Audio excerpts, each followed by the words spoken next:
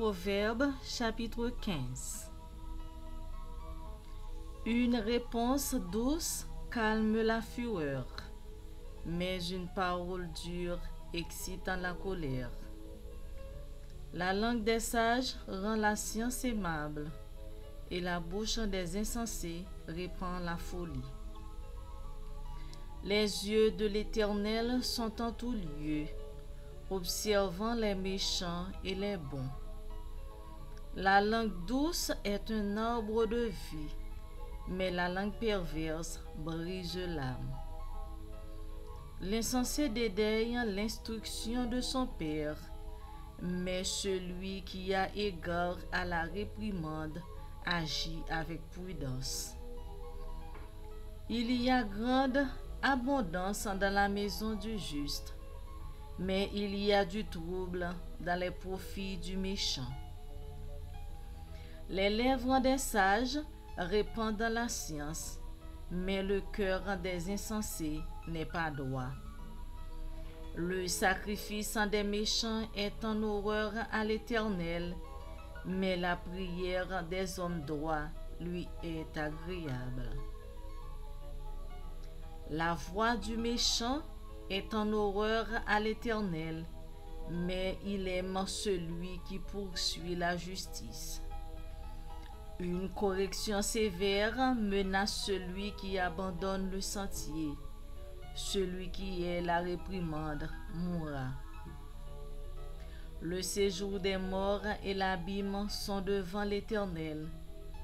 Combien plus les cœurs des fils de l'homme. Le moqueur n'aime pas qu'on le reprenne.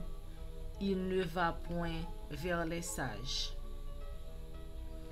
Un cœur joyeux rend le visage serein, mais quand le cœur est triste, l'esprit est abattu. Un cœur intelligent cherche la science, mais la bouche des insensés se plaît à la folie. Tous les jours du malheureux sont mauvais, mais le cœur content est un festin perpétuel. Mieux vaut peu avec la crainte de l'Éternel qu'un grand trésor avec le trouble. Mieux vaut de l'herbe pour nourriture, là où règne l'amour, qu'un bœuf engraissé si la haine est là. Un homme violent excite des querelles, mais celui qui est lent à la colère apaise les disputes. Le chemin du paresseux est comme une haie d'épines, mais le sentier des hommes droits est aplani. Un fils sage fait la joie de son père, et un homme insensé méprise sa mère.